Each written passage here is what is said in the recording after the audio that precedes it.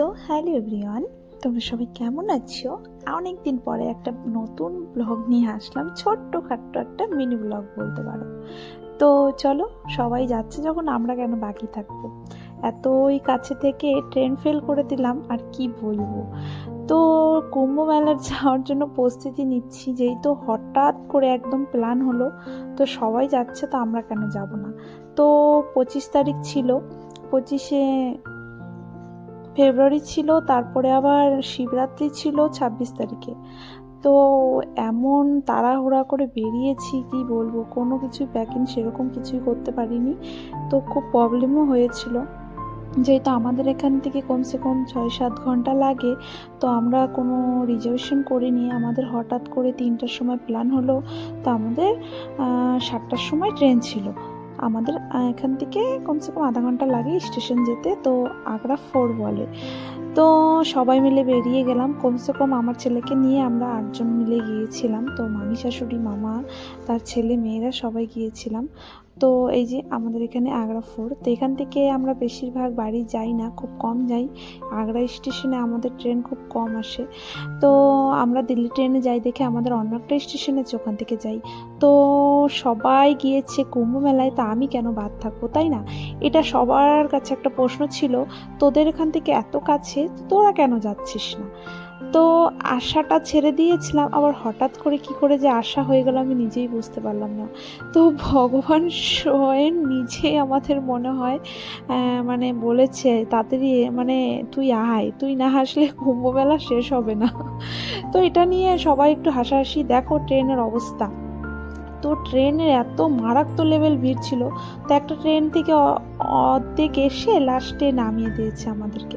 এই নিয়ে খুব হাসাহাসি করছি, যেই তো এত ভিড় ছিল ওই ট্রেনটায়, তার জন্য আমরাও নিজে ইচ্ছা যেতে চাইনি। তো আমি বললাম কি অন্য ট্রেনেই যাব, চলো নেমে যাই। এত ভিড়ে এত এত সারা রাত কষ্ট করে যাওয়া যাবে না, যেহেতু সবাই একটু বয়স্ক, তাই না? তারপরে অত সারা রাত কি আর যাওয়া যায় জার্নি করে। তারপরে এই যে হাসাহাসি করছে, তো মামি বলছে দেখো কি অবস্থা, আমাদের ট্রেন থেকে নামিয়ে দিয়েছে। আর ট্রেন থেকে নামিয়ে দেয়নি, আমরাই নেমে গিয়েছি, চলো। তো এই দেখো অবস্থা, ট্রেনে সিট তো পাবো না, যেহেতু রিজার্ভেশন ছিল না আমাদের।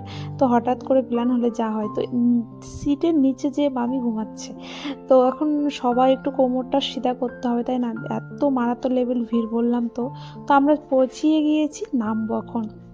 তো দেখো জাস্ট ভিড়, মানে যারা রিজার্ভেশন এসেছে তাদেরও অনেক কষ্ট হয়েছে, যেহেতু ওরাও একটু একটু করে সবাইকে বসতে দিয়েছিল। আর যারা দেয়নি তো তারা দেয়নি, তো আর কিছু বলার নেই তাদের জন্য, যেহেতু ওরাও টিকিটটা করে এসেছে, পুরো সিটটা বুকিং করে। কিন্তু অবস্থা না সত্যি সবারই খুব খারাপ ছিল। তো আমি বুঝতে পারছি না কেন এত ভিড়, মানে এত ভিড়। স্টেশনটাই দেখো, এই যে এটা চলে এসেছি, আমরা নেমেও গিয়েছি। তো মারাত্মক লেভেল ভিড় ছিল, মারাত্মক লেভেল, মানে কি বলবো। আমরা এই যে ভোর 5টা বেজে গেছে, 5টা বাজে কি, হ্যাঁ 5টা বেজে গেছে, নেমে গেলাম। এই যে সব থেকে বড় স্টেশন প্রয়াগরাজ বলে। তো স্টেশনে নেমে এখন দেখাচ্ছি তোমাদের ভিড় মারাত্মক লেভেল, মানে কোনো দিকে মানুষ ফাঁকা নেই, মানে সব দিকেই মানুষ। তো এখানে অ্যাকচুয়ালি কি হয়েছিল, বাথরুম সবাই আমরা এখানেই করে। তো বাথরুমের যা লাইন, মানে আর কি বলবো। মানুষের রাস্তায় লাইন, এটাই লাইন ঠিক আছে, কিন্তু বাথরুমের যে লাইন, কি বলবো। এই যে স্টেশন থেকে বেরিয়ে এই যে শুরু হলো আমাদের হাঁটা। হাঁটা মানে কি, শুরু হলো কমসে কম 10 কিলোমিটার, এখন হেঁটে যেতে হবে। সেই রাস্তা আর খুঁজে পাচ্ছিলাম না, মানে সেই আর কি বলবো, মেলা আর খুঁজে পাই না। এই করতে করতে কমসে কম আমরা 15 কিলোমিটার হেঁটেই ফেলেছি, হেঁটে গেছি, মনে হচ্ছে আমাদের পায়ে চাকা লাগিয়ে দিয়েছিল। তো আর পরে আর কি বলবো, চলো কত দূর হাঁটতে পারি আর হেঁটেই যাই। তোমাদের এই ভিডিওটায় আমি দেখাচ্ছি না পুরোটা, তারপরে নেক্সট ভিডিওতে আমি অবশ্যই তোমাদেরকে দেখাবো আমরা কত দূর হেঁটেছি, কতক্ষণ পরে পেয়েছি জায়গাটা। তো আমরা আগে বুঝতেই পারিনি এত মানে হাঁটতে হবে আর কি।